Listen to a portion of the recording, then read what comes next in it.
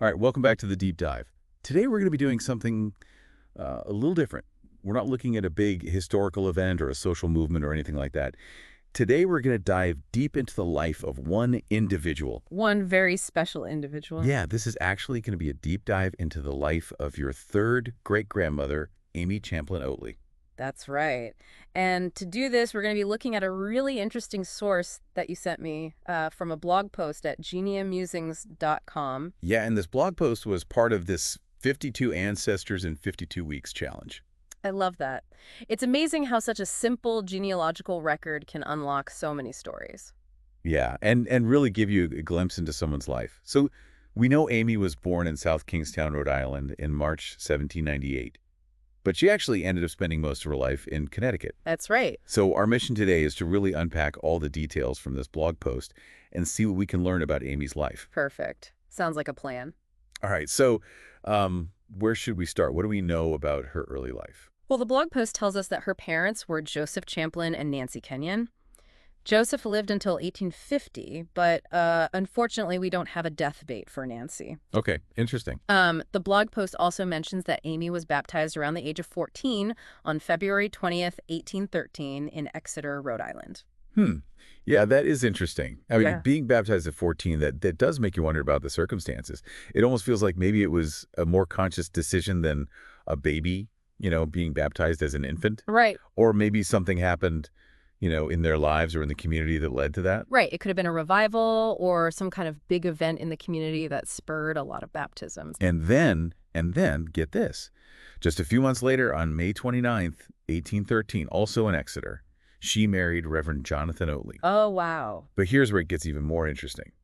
They met at the same church where they were both baptized earlier that year. Oh, wow. So they were both baptized and then married all within just a few months of each other. Yeah, that is fascinating. And, it really makes you think about the different pace of life and relationships back then. Absolutely. And speaking of the different pace of life, the post mentions that Amy was around 15 when she married, which was very common in those days. Yeah, wow. So she got married at 15. Yeah. But Jonathan was a bit older. He's born in 1790, so that would have made him about 23 at the time. Yeah, that's right. So, all right, let's talk about their family. They had a rather large one. They did. 14 children in total. That's a lot of kids. And 13 of them lived to adulthood, with 11 surviving Amy herself. Wow. Having so many children reach adulthood in a time with high mortality rates really says something about their family. It does. It makes you think about the strength and the resilience that she must have had to raise such a large family in that time. Right. It would have been a completely different experience than parenting today. Absolutely. So the blog post gives us all the names of their children and their birth and death years. John Alfred, Joseph H., Elmira O., Nancy E., Lorenzo Dow. Lorenzo Dow, that's a great name. Stephen Hazard, William Henry, Benedict, Amy Frances, Jonathan, Mary Eliza, Hannah H., Olive F., and sadly George Whittier, who passed away as an infant in 1837. Such a range of names, each one telling a story. It really does. And like we said, it's pretty remarkable that 13 of those 14 children made it to adulthood. Yeah. Considering the high rates of infant mortality back then, it does speak volumes about Amy's, strength and resilience as a mother. Right.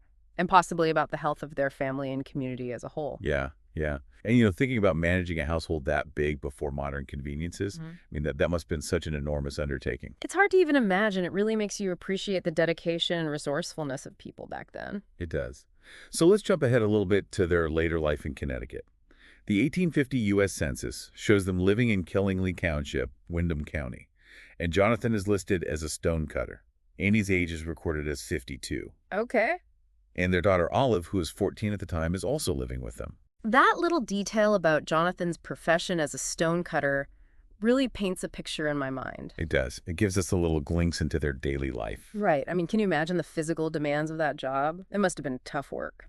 And then a decade later, in the 1860 census, they're in East Killingly, still in Windham County. Jonathan's occupation this time is listed as a mason. Okay. And his real property was valued at $1,000. Which, suggests a degree of financial stability they'd achieved. Right. Amy's age is listed as 62. Gotcha. But here's something interesting. The census incorrectly lists their birthplace as Connecticut. Oh, really? So why do you think we find these kinds of inaccuracies in census records sometimes? You know, census records are amazing resources, but they weren't always perfect. Sometimes the information was provided by a neighbor if the family wasn't home, Oh, that makes sense. or the enumerator could make assumptions or just plain recorded information wrong. So we always have to consider those limitations. Right, right. And the change in Jonathan's profession from stonecutter to mason, do you think that reflects a real change in his work? Or maybe those terms were kind of interchangeable back then? Yeah, that's a good point. It could be that as he got older, the work of a stonecutter became too physically demanding, Yeah. and he transitioned to something a little less strenuous, like masonry. Or, yeah, maybe the terms were just used loosely. Okay. So moving on to a more somber note, Amy died on February 8th, 1865, in East Killingly at the age of 66. Okay. And the cause of death is listed as phthisis, which is what we now know as tuberculosis. It's also interesting that it mentions Dr. E.A. Hill as the attending physician. So that tells us they had access to at least some level of medical care. Right. Although treatment options for tuberculosis back then were very limited. Yeah. It was a really serious illness at the time. Yeah, a major health concern in the 19th century. Absolutely. It also says her occupation was a housekeeper, which, considering she raised 14 children, I think that's a pretty accurate and understated description. Yeah, that's putting it mildly. Housekeeper was a full-time job in those days, especially with such a big family. Okay, so let's talk about one of the most revealing pieces of this whole blog post, which is Amy's will. Okay, great. So she wrote her will on January 18th, 1863, just a couple years before she died. And she specifically left her real estate in Killingly, a dwelling house and barn with all its privileges, to 10 of her children in equal 1/10 shares. Now, that's pretty interesting to me. The fact that she owns real estate in her own name, does that tell us anything about her maybe economic standing or the legal arrangements in her marriage? That is a fascinating detail. It wasn't always common for women to hold property independently back then. Right. So this suggests that Amy either had some financial independence or that there were specific legal agreements within her marriage that allowed her to own property. Yeah. And she left it to 10 of her children: Joseph, Almira Taft, Nancy Edson, Lorenzo, William, Benedict, Jonathan, Mary Ypres, Hannah Chase, and Olive Burton. But it's interesting that she didn't leave anything to the children who had already passed away by that point. Right. John Alfred, Stephen Hazard, Amy Francis, and young George Whittier weren't included. And that was probably standard practice at the time. Yeah, that makes sense. Okay. And her son, Joseph Oatley, was named executor of the will. So the blog post goes on to describe the probate process, and it really gives you a step-by-step account of how they settled an estate back then. It's like peeking into a legal drama from the 1860s. Yeah, it is. The will was presented to the court on February 14th, 1865, just a few days after Amy died. Wow, they didn't waste any time. And creditors were given 6 months to present any claims they had against the estate. And then they had these public notices posted. What was the point of those public notices? Those were really important. They basically let anyone who might have a claim against the estate know that they had a certain amount of time to come forward. So that could be outstanding debts or any other financial obligations. It was all about making sure everything was settled fairly and transparently. I see.